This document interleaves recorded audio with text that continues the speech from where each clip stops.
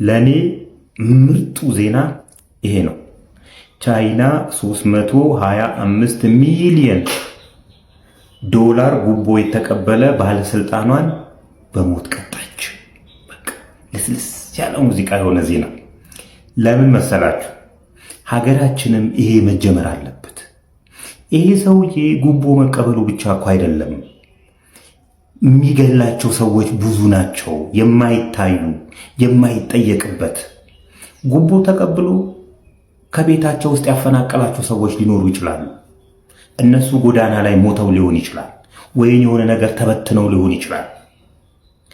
ይሄ ሰውዬ መድኃኒት ባለማምጣት ምክንያት፣ መድኃኒት እጦት ምክንያት የሞቱ ህፃናት ሊኖሩ ይችላሉ፣ ቤተሰብ ሊኖር ይችላል። በጣም የማይታዩ በጉቦ ምክንያት በሌብነት ምክንያት የሚበደሉ ግን ፍርድ ቤት የማይደርሱ ጉዳዮች ብዙ ናቸው። እነዚህን ነገሮች ማስቀረት የሚቻለው ባለቤቱ ሌባውን ራሱን እንደዚህ አይነት ውሳኔ በመወሰን ምንም አይነት ርኅራኄ ሳይኖር ምንም አይነት ማዘን ሳይኖር አስደግፈ በመድፋት እንደዚህ የሚሆኑ ሀገራችን ላይም ይሄ መጀመር አለበት። የሚቀጥለው ፓርላማ የመስከረም የሚቋቋመው ፓርላማ እቺን ህግ ያጸድቃታል የሚል ተስፋ አለ። አለበለዚያ ግን እኮ የምንሰርቀው ቅጣቷል። ከመድኃኒት ላይ እንሰርቃለን፣ ከህፃናት ላይ እንሰርቃለን። እንዴት እንደሚጎረስልን ራሱ እኮ። ስለዚህ እንደዚህ አይነት ዜና እንደ መስማት የሚያረካኝ ነገር የለም። ባለፈው ሰበር ዜና ብለን በለሚ ኩራ ክፍለ ከተማ አንዳንድ አመራሮች የህዝብ ሀብት የሆነውን መሬት ኮንዶሚኒየም መሃል እንኳን ሳይቀር ያለ መሬት እያጠሩ ነው ብለን አሳውቀናችሁ ነበረ። ስፔሻሊ የወረዳ 5 አመራሮች በለሚ ኩራ ክፍለ ከተማ የወረዳ 5 አመራሮች በአርሶ አደር ስም ሽፋን ለግል ጥቅማቸው እየዋሉ ነው መሬት አጥረው። ይህን ቪዲዮ ሼር፣ ኮፒ ሊንክ በማድረግ ለአዲስ አበባ ከተማ አስተዳደር አመራሮች እንዲደርስ አርጉ ብለን ነበረ። በቀጣይ ቪዲዮ የትኛው አመራር ነው ያጠረው የሚለውን ይዘንላችሁ እንመጣለን። የቱ ጋር ነው የታጠረው ይሄ መሬት የሚለውን ይዘንላችሁ እንመጣለን። ቪዲዮ ከላይ የምታዩትን ቪዲዮ በአርሶ አደር ስም ሽፋን የታጠረ መሬት ነው። እስከዛ ግን ሼር፣ ኮፒ ሊንክ በማድረግ ለአዲስ አበባ ከተማ አስተዳደሮች ለስፔሻሊ ለወይዘሮ አዳነች አቤቤ እንዲደርስ አድርጉ። ቴንክ ዩ። በሽብር ተከሰስ፣ በስም ማጥፋት ተከሰስ፣ በጥላቻ ንግግር ተከሰስ። እውነተኛ ማስረጃ ይዛ ያወራው ነገር አንተን ወንጀለኛ አድርጊ እና ዛሬ ወደ መደበኛ ስቱዲዮ ተመልሻለሁ። እቺ ስቱዲዮ ማታመጣብኝ ነገር የለም። እስካሁን ድረስ 2 ጊዜ የሽብር ክስ ተከስሻለሁ። በሽብር ተጠርጥሬያለሁና 2 ጊዜ ገብቼ 2 ጊዜ በነፃ ወጥቻለሁ። አሁን ደግሞ ስማችን ጠፍቷል የሚሉ ሰዎች ሐሰተኛ መረጃ አሰራጭተዋል ብሎ የከሰሰ አንድ ድርጅት አለ። አሚጎስ ይባላል። አሚጎስ ብድርና ቁጠባ ሐሰተኛ መረጃ አሰራጭቶብኛል ብሎ ከሶ ነበር። ማስረጃዎቹ ተጣሩ። እውነት መሆኑ ሲረጋገጥ በነፃ ነው ከአሚጎስ ክስ ላይ በነፃ የተለቀቁት። ምክንያቱም የወጡት ማስረጃዎች ሁሉ እውነት መሆኑ ፖሊስ ስለደረሰበት ማስረጃዎቹ እውነትነት ስላላቸው እኔ ነፃ ወጣሁ እና ምን ልላችሁ ነው? እውነት ምንም በለው ሽብርም በለው ሐሰተኛ መረጃ አሰራጭን በለው የጥላቻ ንግግርን በለው የፈለግከውን ተብለህ በውሸት ብትከሰስ አንተ ማስረጃ እጅ ላይ ካለ የተፈረደበት ሰው የለም።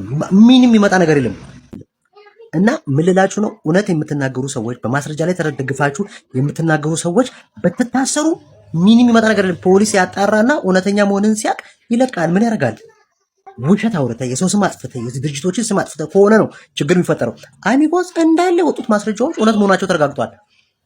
በቃ የሰው የአባላቱን ገንዘብ በብቸኝነት አመራሮች ይጠቀማሉ። ይሄ በዳታን የተረጋገጠው እውነተኛ ማስረጃ ተናግረ ማስረጃዎች ኖሮ ሚዲያ ላይ ኮራፕሽንን ተከላክለ ጎጦችን አጋልጠ አንድ ሰው ታስሮ ተፈረደበት ሰው የለም። የተማራችሁበትን የትምህርት ማስረጃ ልክ እንደዚህ ቅድድ አድርጉት። ምክንያቱም አልባንያ ላይ ያለምንም የትምህርት ማስረጃ እናስቀጠራችኋለን። ከ800 እስከ $1000 ድረስ እየተከፈላችሁ መስራት ትችላላችሁ። እና ምን ትጠብቃላችሁ? አሁኑኑ ፓስፖርታችሁን ይዛችሁ ላንቺ ሳክስ ተብሎ ነው ሰው ሰርቲፊኬቱን የሚቀደው። ኢዲየት ባይዘዌ እነዚህ ከነአን ትራቨል የሚባሉት ትራቨል ኤጀንሲዎች ጋር ደውዬላቸው ነበር እና አልባንያ 800,000 የተለያዩ የማይጠሩት ሀገር የለም 800,000 ብር ነው ሙሉ ክፍያ እናስከፍላለን የሚሉት። ቅድመ ክፍያ 100,000 ብር ነው የምትከፍለው። በውል ብቻ ነው የምትከፍለው፣ ሌላ ነገር የለውም። በውል ነው 100 ሺህ ብር ብሰጣቸው። ብሎክ አካውንት ደግሞ ስትላቸው ደግሞ 800 ሺህ ብር አንተ ታስገባለህ፣ እነሱ ግን አያስገቡም። እነሱ ካላስገቡበት ብሩ የነሱም ያንተም ሆነ ማለት ነው። ይልካሉ አይልኩም አናውቅም። ይሄ ሁሉ ዋናው ጥያቄ ራሱ ይሄ ሁሉ ስራ አልባንያ ውስጥ አለ ወይ ነው። ይሄ ሁሉ ህዝብ ትቀበላለች ወይ አልባንያ ነው። አሁን ሁሉም ትራቨል ኤጀንሲ ተነስቶ አልባንያ ልካለው ነው የሚለው።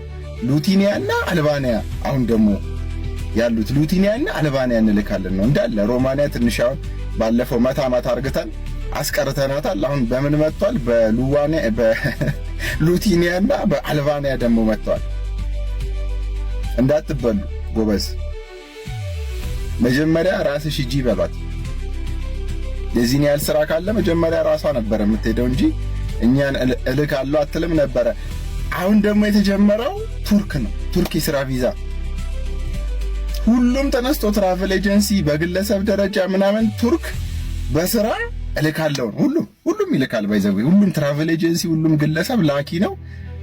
እናንተም ገንዘብ ትሰጣላችሁ። የቱርኩን እናጣራዋለን። እንዴት ነው የሚኬደው? ባይዘው በውስጥ የቱርክን ፕሮሰስ የምታውቁ ሰዎች፣ የስራ ቪዛውን የምታውቁ ሰዎች ኮንታክት አድርጉንና ለማህበረሰቡ እናሳውቀው እስቲ። ይሄ ሁሉ ማህበረሰብ በስራ ይሄዳል ወይ ነው ቱርክ? ቱርክ ውስጥስ ምን አይነት ስራዎች ናቸው ያሉት? ከባድ ናቸው? ቀላል ናቸው? እስቲ እናጣራቸው። ሰው ከመበላቱ በፊት እስቲ በውስጥ ኮንታክት አድርጉንና ኢንፎርሜሽኑ ያላችሁ ሰዎች ሐቀኛውንና ውሸታሙን እንለይበት። እውነተኛ ኤጀንሲም ካለ በስነ ስርዓት የሚልክም ካለ እናስተዋውቅለታለን። እኛ ግን ያለ አይመስለንም። ሰሞኑን ጠፍቼ በስታችኋል። ደግሞ አሁን ለጉድ አሸን ሆናችኋል። እንልካለን የምትሉ ግለሰቦችና ድርጅቶች እያንዳንዳችሁን ቆይ እንመጣባችኋለን። መረጃ እየሰበሰብን ነው እና እንዳትሸወዱ፣ እንዳትበሉ። ምናምን እንትን አካውንታችሁ ላይ ትሬዲንግ አካውንታችሁ ላይ ሚሊየንስ ድርሃም በቀን 100 ሺህ 200 ሺህ ሉዝ እያደረጋችሁ እያሳያችኋቸው አይደል? ሾው ዘም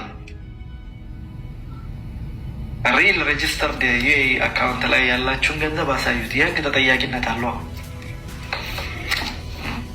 እዛ ላይ እንደለመድከው ፌክ ስክሪንሻት የኤምቢዲን ወይም ደግሞ የኤዲሲቢን ብትለጥፍ ነገ የት እንደምትገኝ ታውቀዋለህ።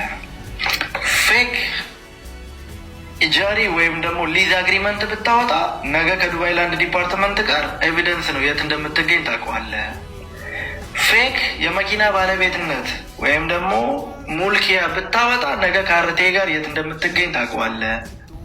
ሾው ዘም ወይም ደግሞ ሾው አስና እኛም እንመናችሁ እናድንቃችሁ። ይሄ በየተጠራህበት ደግሞ አፍህን ለመክፈት ወይም አፍህን ለማከራየት የማይደክም ቲክቶከር ደግሞ ስሩ ታይም ለዚህ እስካም ተባባሪ በመሆናችሁ ተጠያቂ ትሆናላችሁ። መንሱር ጀማልን ይዩት። መንሱር ምንም ያከራየው ነገር የለውም። አሁን ያከራየው ለፊንቴክ ወይም ለዛ ስካም ካምፓኒ ማለት ነው። አሁን የት ነው ያለው? እስር ቤት ነው። በሴም ቲንግ ነው።